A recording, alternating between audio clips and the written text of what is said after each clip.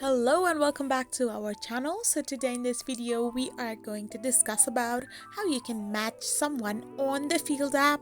So without wasting much of our time, let's get straight into the video.